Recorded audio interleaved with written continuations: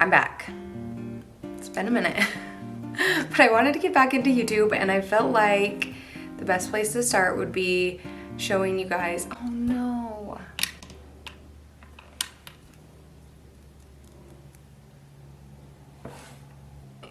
We're working with a lot of natural light here.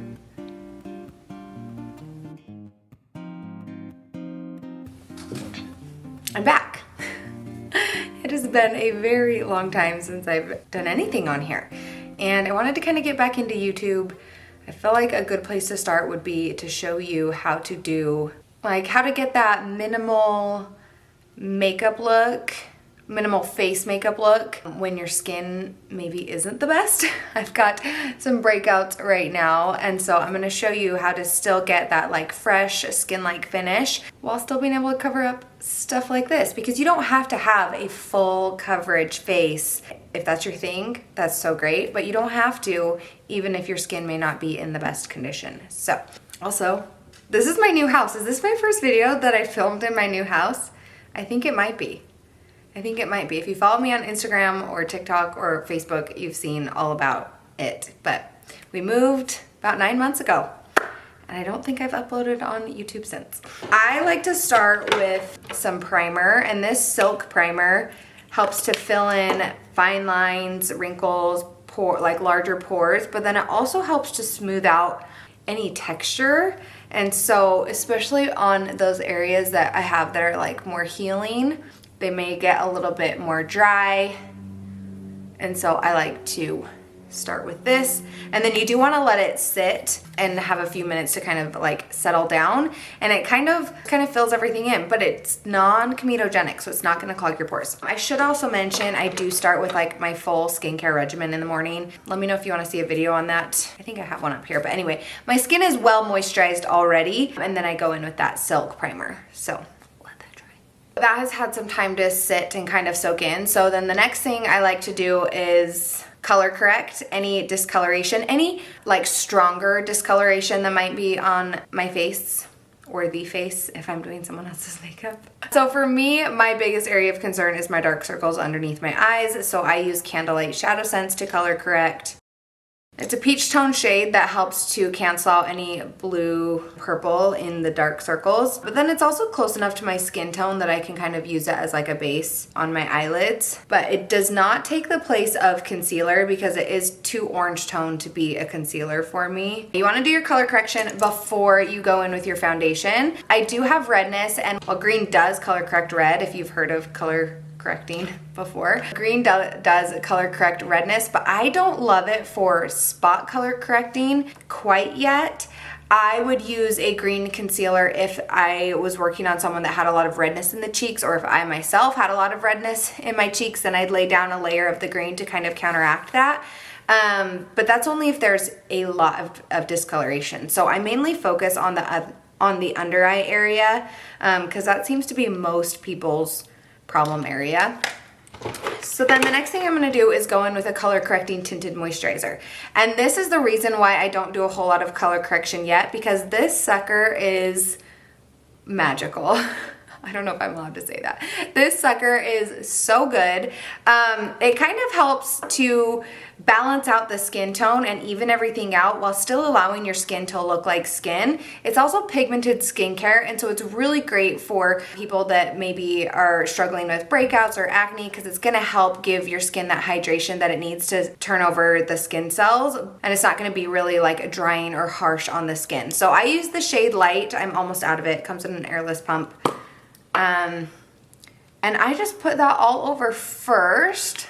Again, we're going for like a minimal makeup look, but still helping to, you know, give that like flawless skin look.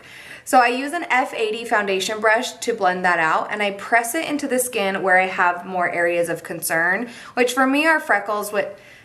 I'm not concerned about my freckles by any means, but I do like a little more coverage in that area versus like my jawline. I don't need it to be as much coverage down here. So I just swipe down this way. My chin, you know, it's just that time of the month where I'm having some breakouts. So I press it over, and you can see already like it did kind of not totally cover, but I mean, look at that. Like, it helps to neutralize the redness. It has a built-in green concealer that does help to neutralize redness. And so I always recommend to my clients, if you have a lot of redness in your face, try just this first. Don't go reaching for the full shebang with the green concealer and everything. Like, really just try this first. It might be enough color correction in your face. It might be enough. Blend that all in. I always like to do that first because it mostly evens out a lot of stuff that prior to putting on a all over face color, whether it's tinted moisturizer or foundation, you might look and be like, oh, I need concealer there and there and there and there. But then when you put this all over your face, whether it be your foundation or your tinted moisturizer, you don't have to be using the exact same things that I do. You'll notice that a lot of that does get covered up and you might not feel like you need as much concealer after that. So once I've got that all over and blended, then I take a look at my skin and see, okay, what are the areas that are showing through that I want additional coverage? And guess what I use for that? Same old thing. Okay, so what I do is put a little bit on my lid, and then I'll take a smaller brush and press it on just those areas. Spot cover with the same color correcting tinted moisturizer, because usually what's showing through has a bit of redness to it. And like I said, this helps to neutralize redness, and so I apply it, but I don't blend it all the way yet. By leaving it thicker like this, it's going to start to dry and it's going to start to set.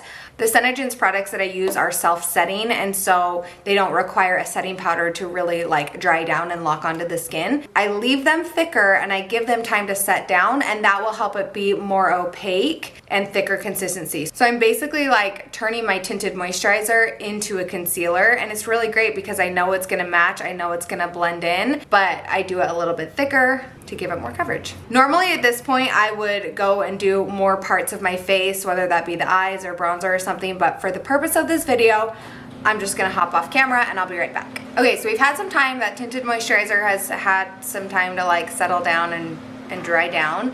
And then what I like to do is take that same small brush and I will blend around the edges of it. So keeping the center where it needs the most coverage thicker, but then blending the edges into the rest of the face.